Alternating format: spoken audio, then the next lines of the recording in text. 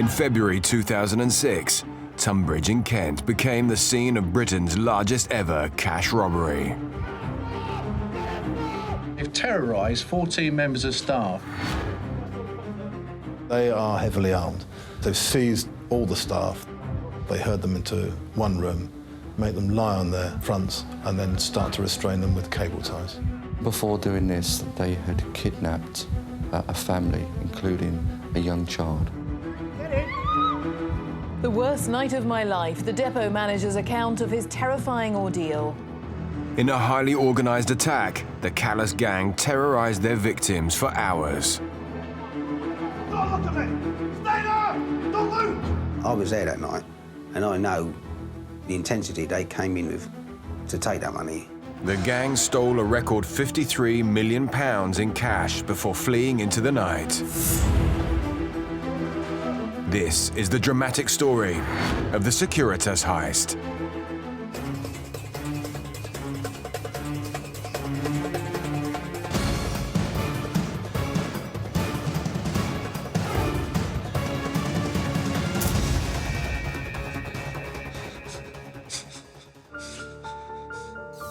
The 21st of February 2006, the Securitas Depot in Tunbridge, Kent. Staff were partway through the evening shift, sorting money. Business works very, very fast nowadays, and they need to get rid of the cash they've taken within their businesses, and they need to be resupplied. And this is the business that this cash house is involved in. It's basically the counting of money is taken by banks, building societies and other commercial businesses, crediting that to their accounts, and also examining those notes to see which ones are worthy to go back out on the street or which need to be returned to the Bank of England. The depot worked around the clock, processing huge amounts of cash. Sitting in the vault, you would have around £200 million. It came in from large organisations that took large amounts of money. Shift manager Alan Thomas and his night team were sorting through the piles of cash, little knowing that the next hour would change their lives. It was a perfectly normal night. Main job at night was to process the notes and then bag it up. Things changed about 1 o'clock in the morning. I was at my desk. That's when I saw Colin from where the main entrance was walking down with what I thought were policemen. Seeing a police officer, they were duped into believing that there was a problem. Seeing their manager, who was standing there, they didn't know what had happened. It was very unusual for Alan's boss, Colin, to come back to the depot so late. I'd never seen Colin in at that time of night before. He just came in, he looked at me and said, "I'm sorry, Alan." And I thought, what's he sorry for? Alan's confusion quickly turned to terror. But then one of the guys who were with him, who I thought were policemen, pointed a gun in my face and started screaming at me to get down, get down. Don't look up. And I knew it wasn't a normal night. Don't look at my face and stay where you are. They got cable ties out and started tightening our hands together, and they tightened pretty tight. Only when you're lying down and they've tied you up and you've got time to think and you realise what's happening. He's standing there, you know, waving a gun at you, and you can't do anything about it. You start thinking, am I going to go home tonight? The situation worsened as, unbeknownst to Alan, the rest of the gang entered the depot, holding the night team at gunpoint. So they've seized all the staff, they herd them into one room, make them lie on their fronts, and then start to restrain them with cable ties. And some of these people are bound quite tightly. Put yourself in that position, you are bound, you are in a place that has a lot of money in it, you know what's in that, you have these people committing what is believed to be the impossible. They were terrified. Within seconds, the gang of 7 had entered the allegedly impenetrable depot. The building was protected by high steel fences, security cameras, airlock doors and alarms. But the thieves had overcome all these. Now the staff feared for their lives. The gang had walked through the front door, pounced on staff sorting money in the deposit processing room, and dragged everyone to an area next to the vault. And these thugs clearly meant business. They've got a Scorpion machine pistol, an AK-47 assault rifle, Remington pump-action shotgun, and at least one handgun. Added to that, they've got ballistic vests on, which tends to suggest they were prepared, maybe to experience a shootout. Otherwise, why wear a ballistic vest? Held against their will, the staff had no choice but to comply. And when they got everybody gathered, then they started asking who's got the keys to the vault. The armed robbers had a specific plan. Although millions of pounds were counted outside the vault, this wasn't their target. They'd come for something much bigger. Adjacent to the customer deposit room where the cash was sorted was the depot's high-security vault. No one person could open it. Everybody only had one type of key, and you needed a top key holder and a bottom key holder to open it. When they were locked, like over the weekend and so forth, they were all on time locks. Real high-tech security. Once you opened the doors to the vault, you had more metal grills to go through as well. I thought it was, somebody just answered the Fort Knox. The company handled colossal sums of money, up to £250 million at a time. And now the gang had it in their sights. Keys to the vault were normally held by 2 members of staff, but just weeks earlier, Colin Dixon had given himself sole control. I hope that they don't say to me, give me your key, because I'm going to have to say I haven't got it. Then they might think that you're playing them around. Lucky enough, Colin was able to go and get the keys. Then they opened the vault. We were all tied up just outside. You could hear them going into the vault. Rows of cages packed with bundles of notes lay before the gang. But as they were about to rush in, something stopped them in their tracks. They realised that they couldn't get the money out without use of a forklift. So they had to ask for volunteers. The money's stored in various ways, which I won't go into for security reasons, but some of it can be wheeled and some of it has to be lifted. So they force one of the members of staff to operate a handheld forklift truck. And they make him go into the vault, lift money up and load it onto the back of the lorry. He does what he's told. He can see what's going on. His manager is clearly under duress. It's clear this nightmare is unfolding before his very eyes. Waiting in one of the loading bays was a 7.5-ton lorry, reversed into place when the gang entered the building. Once the vault was open, the thieves wasted no time ransacking it. They continue wheeling money that's in various cages onto the lorry. Most robberies last a matter of minutes. This was an hour and a quarter. The staff member forced to help move the cages tried to throw a spanner in the works. What he does, in fact, do is he loads it onto the lorry, but as the weight of the money makes the lorry go down, so it's making it very difficult for them to use this hydraulic forklift. And he knows this, but he doesn't tell them. It's a brave thing to do. The lorry, in fact, then dropped under the weight, so they actually discarded that into the loading bay. Millions of pounds were wheeled out of the depot as the staff lay helpless. My hands were really uncomfortable. I got past the point of no return, really. You got 50-50 choice to make. You can say something, they're either going to take notice of you and do something about it, or you can say nothing and, knowing that once they've gone, you're going to be in considerable pain and you can't do anything about it. So I took the decision to say something. The cable ties, they're too tight. Loosen them. I started shouting at them, you can't leave my hands like this. You've got to sort my hands out. But Alan's protest gave the gang another idea. He cut me loose, and then he was going to re-tie me, but not as tight. And then the leader of the gang said, no, don't tie him up again, I've got a better idea. So he stood me up, and then he walked me from where I was standing around to a cage that we would store money in, and he told me to get into this cage. They decide to lock all of the hostages within the cages that normally hold all the money. So they start to invite them to climb in initially. Those that can't climb in are physically lifted and put into the cages. The cages are then locked. Staff had been bound for over an hour in crippling positions on the floor. Now, locked in cages, they had no means of escape. They probably felt more claustrophobic than they were on the floor, because they were then really restricted with space. They wheel all the cages together. The last thing you hear is one of the robbers shouting, Let's rock and roll! Comment for them, which clearly they thought was jokey, and these people were just absolutely terrified.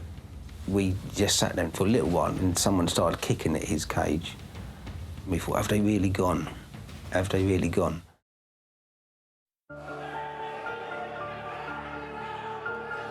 In 2006, a vicious armed gang infiltrated a security depot in Kent that held over £200 million in cash. Having tied up over a dozen staff, the robbers entered the vault and spent more than an hour raiding its contents with no alarm raised. Workers then faced an even more terrifying ordeal as the thieves locked them in cages. It was pretty uncomfortable for one person, and some of them they put two in. the hostages are now left in these cages. They don't know whether the robbers have gone, whether they're going to come back and shoot them or do anything else. They're still in a state of terror. The gang was heavily armed and had used violence. Alan and his colleagues weren't taking any chances, staying put until they felt sure the coast was clear. Someone started kicking at his cage, and when nobody came back, then we thought, oh, they must have gone. And then everybody started kicking and so forth at the cages. One of the girls actually had a key. As the staff were freed, Alan rushed to raise the alarm. So I hit a panic button. I dialed 999. Police hurried to the depot. Please, please. Meanwhile, the gang fled into the night to count the spoils. Get them on it. It's vital that you get as much information as you can out of the victims, which will enable you to secure evidence at a later date. So we had a team that went to the staff, and they were put in a separate room within the depot, and they were spoken to individually by officers. We had to take their outer clothing because of forensic opportunities at a later date. Secondly, you have to remember that this place is not open to the public, so generally most people don't know it exists. Most people have never been into this depot. So you need to familiarise yourself with your surroundings at any scene. And what I wanted to do, I was keen to get into the scene and have a look at the mountain that faced us all. Detective Sergeant Andy Nichol was stunned by the scale of the robbery that had just taken place on his patch. When I first arrived, I saw it was the on-call detective inspector who'd arrived first. I literally said to him, as much as £1 million. And he looked at me and said, more like 20. And I thought he was kidding. I then turned to somebody else and said, is he joking? £20 million? Are we talking about 20 million? And the chap said, I think you can double that. And then I knew straight away, within a minute of arriving, that we were into something that was unprecedented. The police were faced with a heist already tipping the scale at over £40 million. Although the gang had fled with a record sum, they'd left around £150 million behind in the vault. Officers soon discovered this was not a textbook operation, as information from the night before began to emerge, starting with the boss, Colin Dixon. The manager had left the depot to drive home, as he usually did on his normal route, back to his home address.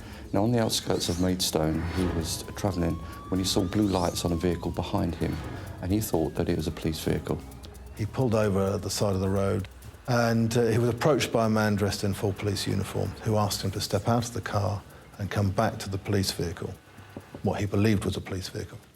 As the officer spoke to Colin, over 20 miles away in Kent, his wife was at the family home waiting for his return. Colin's wife and his child, they were at home. In the evening, things had settled down. Colin's child was in bed. Lynn was waiting for him to come home. As Colin's wife grew concerned about his whereabouts, events for him were taking a sinister turn. Once in the police vehicle, the offender told him that he'd been stopped for speeding and then immediately applied handcuffs and Colin Dixon was immediately suspicious. Sometime on that journey, they produced a 9mm pistol and threatened him with it, and he knew then, clearly this was not police officers, and he clearly understood that he was being kidnapped. In Herne Bay, Colin's wife received an unexpected visit. And then around 8:30, 8:45, there was a knock at the door. She opened the door to find two persons she believed to be policemen who told her that Colin had been involved in a crash and that he was in hospital. He was all right, but important for them to take her to him. She immediately put two and two together and thought, well, that's the reason he's late, as anybody would. She gathered together some possessions, went to get into the car, and her initial reaction was, there's cream leather seats in this car, and she realised there was a commercial radio station on. She realised something was wrong. Her child was already in the car that she was about to get into. She started to scream, and the door was shut. Get in, Nick. Get in.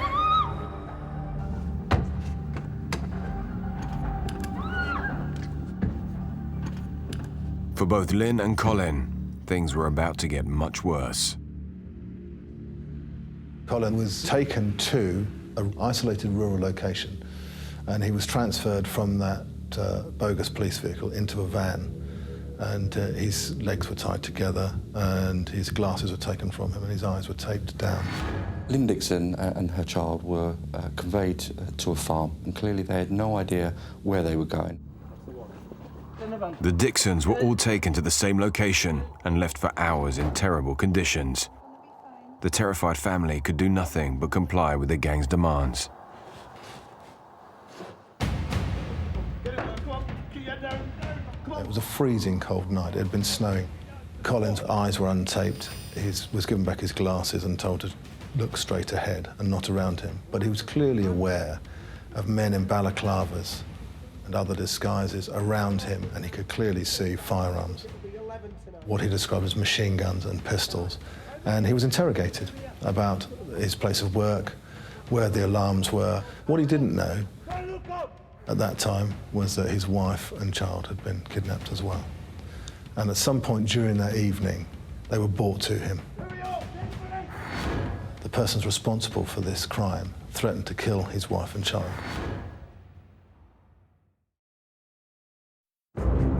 A heist in Tunbridge, Kent had just entered the record books, surpassing any other cash robbery in the UK.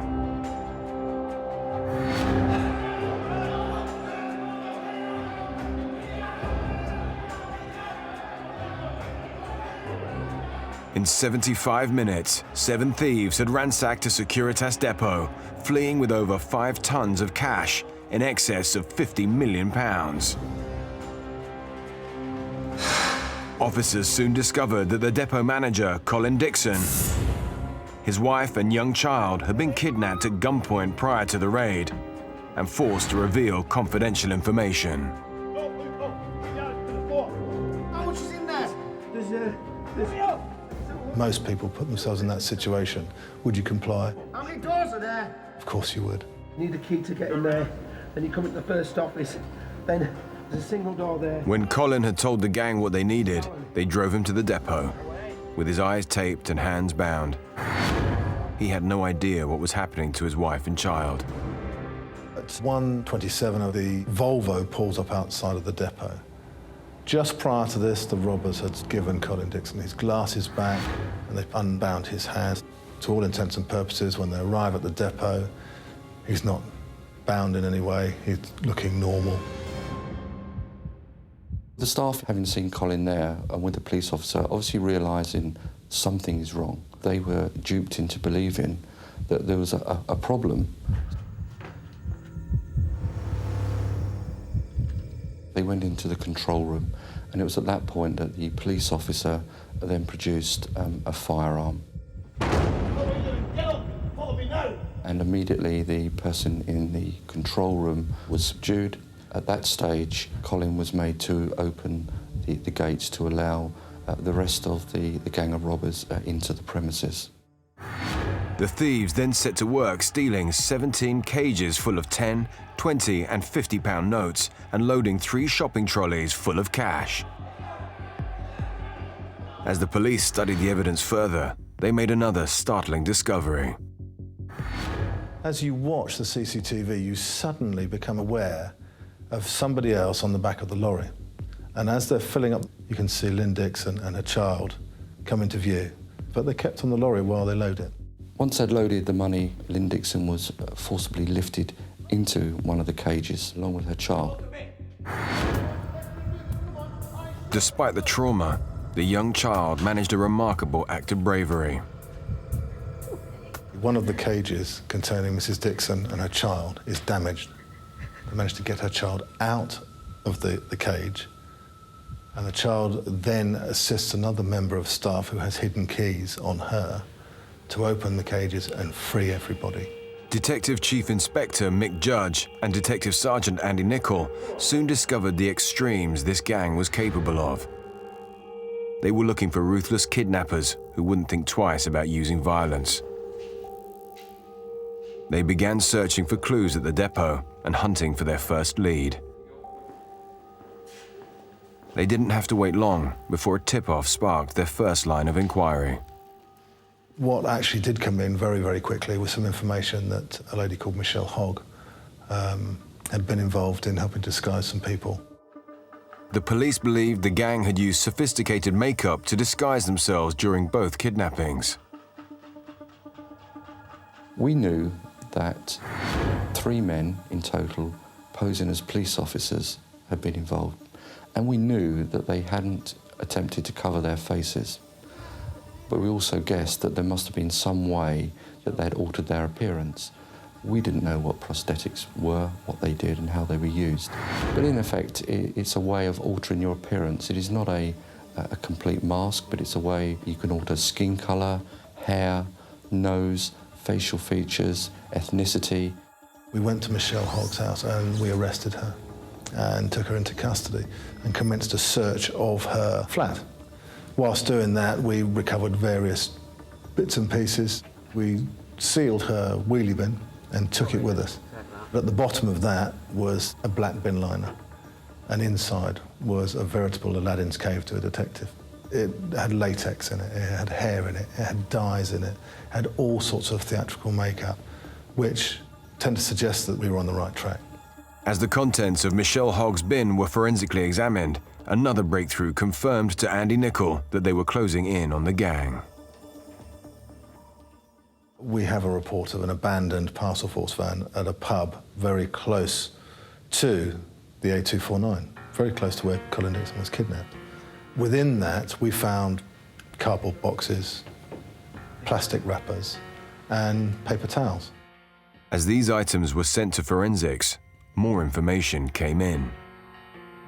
But at the same time, we also recovered 2 burnt-out vehicles. These 2 vehicles are together. One of them's a Volvo, one of them's a Vectra. In the boot of the Volvo, which isn't burnt, we recover Colin Dixon's briefcase. Within 72 hours of the robbery, Judge and Nichol already had a huge amount of evidence to go on. But more was yet to come. We found the red LDV van and the Vauxhall Vectra had both been purchased using a false name, but had been registered to an address that had links to Stuart Royal. So we have a pointer towards our first suspect. Royal was a second-hand car dealer from Maidstone. Previously unknown to Kent police, he was now closely linked to the biggest cash robbery in Britain. As officers were drawing in, they got another breakthrough. On Friday, a white Ford Transit van was found in the car park of the Ashford International Hotel. That vehicle was found to contain around £1.3 million, a Scorpion machine pistol and a balaclava. We could be sure that the money found had come from the depot. There were markings on the wrappers which clearly showed that it had come from there. We made inquiries in relation to the ownership of that van, and that led us to Lee Rusher. Rusher was from the Tunbridge area and already known to the police. Officers discovered he knew Stuart Royal and a third suspect they were interested in. Albanian Jetmir Butchpapa. He'd worked with Rusher in the past and was also familiar to the police. He had no history of armed robbery. As detectives closed in on the gang, more vital evidence came through. We have a report from a member of the public that there's some cages have been dumped at a place called Frinningham Farm, and very close to the scene of the kidnapping of Colin Dixon. These are the cages that contained the money. They had property of the Bank of England actually on the cages, so it's a bit of a giveaway. Where they're actually dumped at Frinningham Farm is an area that is used to store vehicles. The person storing these vehicles and had links to Stuart Royal. Further clues were unearthed at the farm. During the search, we found £30,000 in the boot of a car, and that money from the labels on it had clearly come from the depot. A forensic search of that vehicle discovered a Red Bull can. The drinks can was sent for DNA tests. Back at HQ, just 3 days into their inquiry, Kent police were getting very close to the culprits. By the Friday, we really were looking at 4 key suspects. We had the names Lee Rusher, Jetmir Butchpapa. We were linked to Stuart Royal, and we also had the name Lee Murray. Murray was a world-class kickboxer from southeast London. He wasn't known to Kent police. With the evidence mounting only days into the inquiry, detectives decided to visit some of their suspects. The following morning, armed officers executed warrants at Lee Rusher's house and Jetmir Butchpapa's houses. Neither of the men were there. It became clearly apparent there was significant evidence within Lee Rusher's home address. We found in their receipts for prosthetic makeup. We found police stickers, which is something you would stick on the side of a car to make it look like a police car. We also found a piece of paper with a reference on it, and it was the grid of the Ordnance Survey which covered the Securitas Depot. In his main bedroom, we found a sketch plan of the inside of the Securitas Depot. They're in this room here. Be quiet! Damning evidence. The suspects were nowhere to be seen, but they'd left behind a trail of evidence. Although they weren't at home to be questioned, it wasn't long before the police tracked them down. On Sunday the 26th, it was decided to arrest Stuart Royal. Stuart Royal. On the floor! He was located and taken out by armed officers and taken into custody. On the Monday, we managed to locate Lee Rusher and Jetmir Butchpapa in South London, and when they were arrested and brought back to Kent on suspicion of the robbery and the kidnapping. As the 3 men were grilled, forensic results came back on the contents of Michelle Hogg's bin. The latex was separated and it was examined, and so was some of the false hair that was in there and the other makeup parts. These are vital pieces of evidence. As we start to examine these, we get DNA hits. Those DNA hits belong to Lee Rusher. Tests on the drinks can found at the farm also pointed to Rusher. From that Red Bull can, we've got a DNA profile of Lee Rusher. Forensic results were helping piece together this complex investigation. Examination of the 2 vehicles found burning reveal that the Vectra has blue lights fitted and a siren fitted. This is our bogus police car. We know this. It also reveals that it's got some bullets in it, which are of a certain type of ammunition were used in Scorpion machine pistols. After examining the contents retrieved from the red van, detectives uncovered more damning evidence. The boxes turned out to be the boxes that held holdalls. These holdalls were subsequently discovered to contain all the money that we discovered later on. The plastic that was found in the back turned out to be the plastic that was the shrink wrapping from the holdalls when they were inside the boxes. The paper towel, on that we found the shoe print of the Dixon's child. The suspect linked to the van, Stuart Royal, was already in custody. with some serious questions to answer. Masses of evidence was being uncovered, but so far, more than £50 million was still missing. This changed when another tip-off led them to a location over 30 miles away. We execute a warrant in Welling, South London, at a premises called ENR Cars. And in the corner of the compound is a container, like a lorry container. And having opened the doors, in there we discover £9,655,000, all in bags, Eagle and Monarch holdalls.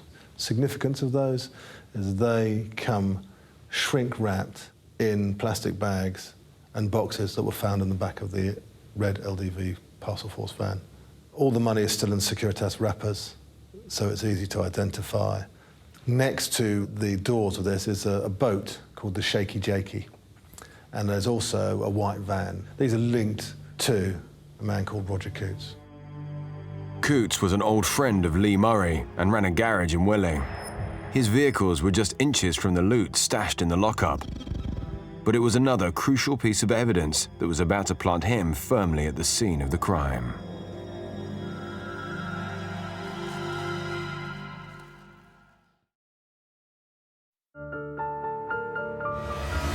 Kent police were in the midst of solving Britain's largest ever cash robbery. This is organised crime at its top level. This is planned and executed with military precision. Over £53 million had been stolen from a high-security cash depot. Within 5 days, officers had received intelligence leading them to vital evidence and key suspects. They'd arrested several men and discovered a wealth of incriminating clues. Now, one of their most wanted, Roger Coutts, was linked to some of the most indisputable evidence so far. It was his DNA we recovered from the cable ties used to bind all of the victims within the depot, a damning piece of evidence which he could never explain. Coutts was also an old friend of another suspect the police were keen to speak to, Paul Allen. Paul Allen came from the South London area, although at the time was living in Chatham, Kent. He was involved in the cage fighting scene. He worked out with Lee Murray and really can be described as best of friends. The police were still trying to locate Murray to help them with their inquiries. Coutts and Allen were now prime suspects. Whilst the hunt continued, forensics uncovered more damning evidence. When the cages were found at Frinningham Farm, CSIs located a piece of polythene. Forensic examination of that revealed that that polythene had Paul Allen's fingerprints on it. Further forensic examination told us that it was from the same batch of plastic that had been used to wrap the Eagle and the Monarch holdalls, which had contained the money when it was recovered. The next thing we find is we find his DNA on a cigarette butt at Michelle Hogg's house, another link in the conspiratorial chain. Within days of the heist, Kent police had recovered over £10 million and had 4 suspects in custody, with another 3 in their sights. The gang had made a catalogue of errors, and yet another of their blunders led detectives to more of the missing millions. And reported to the police that he'd been to a lock-up garage that he owned and rented out and had discovered bags in there. When we went to look at it, it was another £8.5 million of the haul, less than 3 miles from the depot had been stolen. Basically, it had been rented by a relative of Lee Rusher, and the rent hadn't been paid. The landlord went and opened it and found same holders that had been found in the LDV van, and they contained money still in Securitas wrappers. Over £20 million of stolen money had been recovered, but a further £30 million was still missing. As the investigation continued, detectives were also trying to work out how the gang had so much information on the depot. It was very clear from the start of this inquiry that the robbers had information about the workings of the depot. And so we thought there must be somebody working on the inside. Kent police worked tirelessly to find any weak points in the depot's workforce. They could only come up with one name: Emir Husseini. Husseini was a close associate of one of the suspects, Jetmir Butchpapa. He'd only been employed at the security firm for a few months. On one particular occasion, the 16th of January, he turned up at the depot 20 minutes early. He came in, and instead of going straight to the locker room, he went upstairs to the restrooms. He comes out, he walks down the corridor, and does what has been described as a pirouette. And he actually turns 360 degrees all the way around. A bizarre thing to do. By now, he's got his coat off, and you can see quite clearly he's got his shirt tucked really firmly inside his trousers, and there's a belt on his jeans. His actions are very robotic. He walks past the vault. He goes to the loading bay doors, and stands right in front of them. He goes to the airlocks where the money normally comes into the depot and stands right in front of them. And on one or two occasions, he actually looks down at his belt, and it's blatantly apparent that he's filming. He was remanded in custody, and we looked at him further with regards to telephones, and we found significant contact between him and Butchpapa using phones. The phone records and security footage helped nail Husseini. The gang had preyed on his weakness to acquire inside information. Now their plot had been blown apart as officers unraveled their movements in the run-up to the heist. The gang meet. Husseini must hand over what he's got from the footage. Husseini returns to the depot at 8 o'clock, as he normally would, having had his hour's lunch. His shirt is completely untucked and covering his jeans and the belt. Can't see anything. Much more relaxed, no more chin touching, no more looking at his belt. Carries on, goes about his daily business. The other conspirators then move from Tunbridge Wells towards Maidstone. All of this gang, on the 16th of January, around 8 o'clock in the evening to 10 o'clock, start to converge the home of Stuart Royal. For these 2 hours following their arrival, the phones do not contact anybody. Not just each other, they don't contact anybody. What are they doing? We don't actually know what they were doing, but we can surely guess they were looking at the footage of the depot. As well as secretly filming inside the depot, evidence seized at the house of Lee Rusher showed the gang had filmed at another location. An MP4 player we found in Lee Rusher's house had footage on it. It was clearly a reconnaissance of the Dixons' home address. A female walks up and knocks on the Dixons' door, trying to get Mrs. Dixon to come to the door, but she doesn't.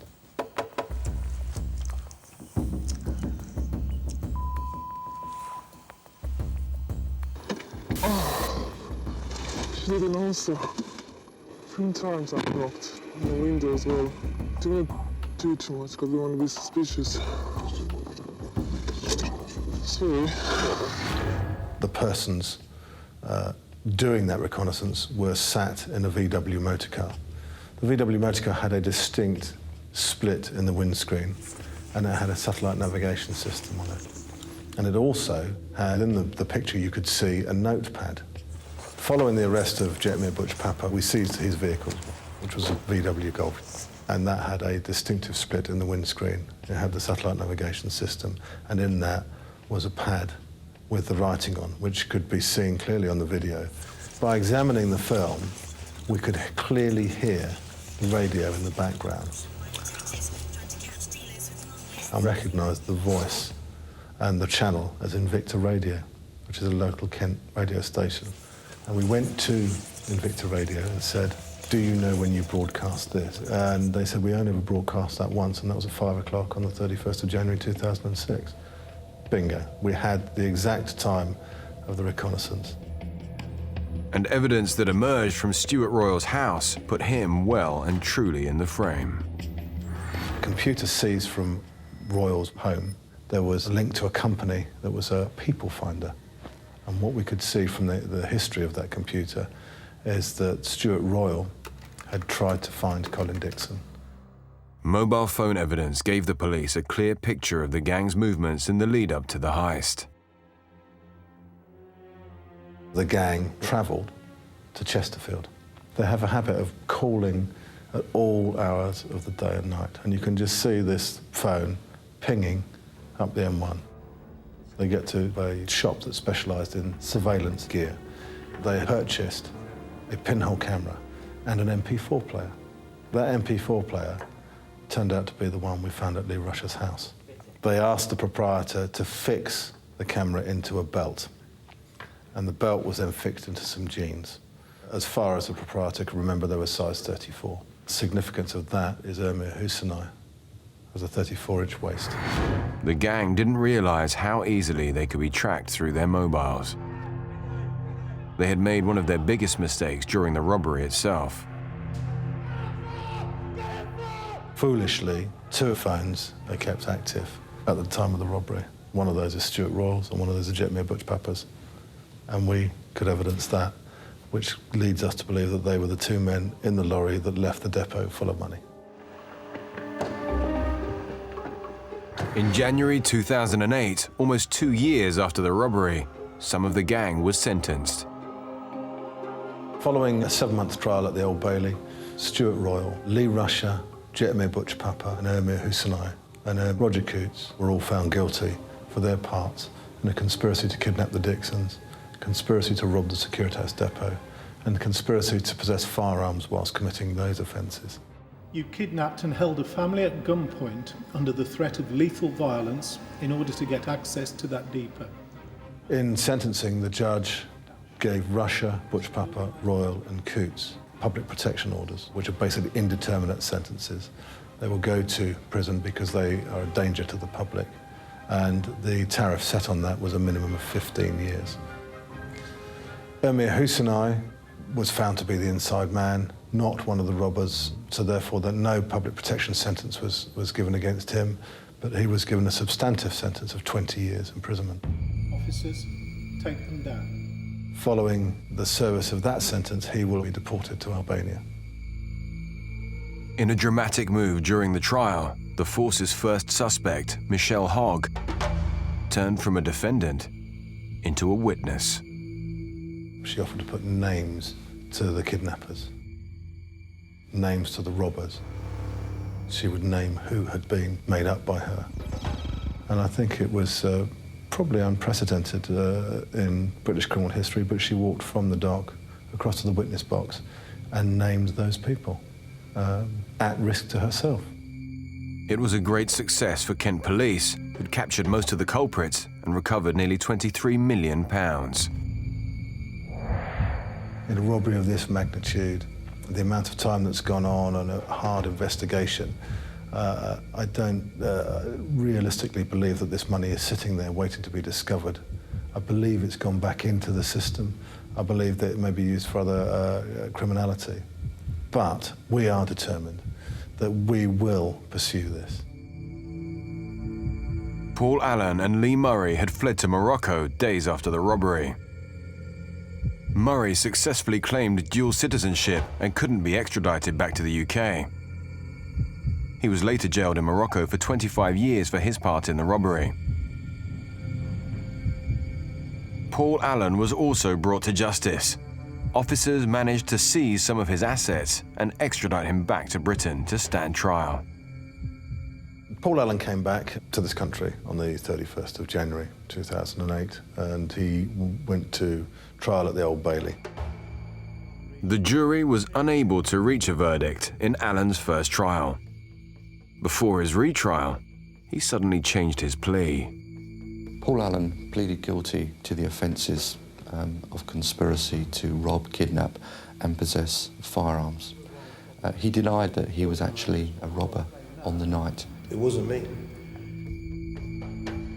But he did admit that he travelled to Morocco and that the premises that he'd purchased out there and the vehicles had been purchased with the proceeds of the robbery.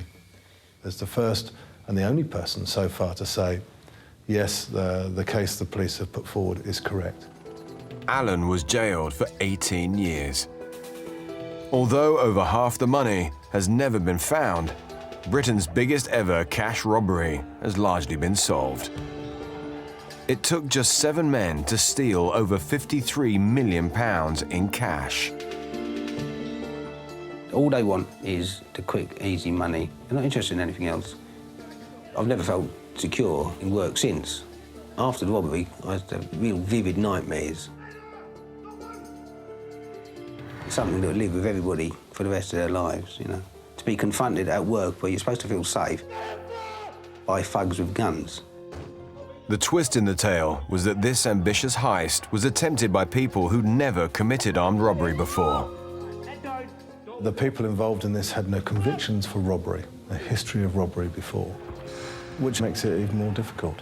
In other scenarios, you hear of robberies happening, and let's go and look for those who have a propensity to commit robbery. Well, this was the crime of all time. They knew it was very high stakes, but they went for it.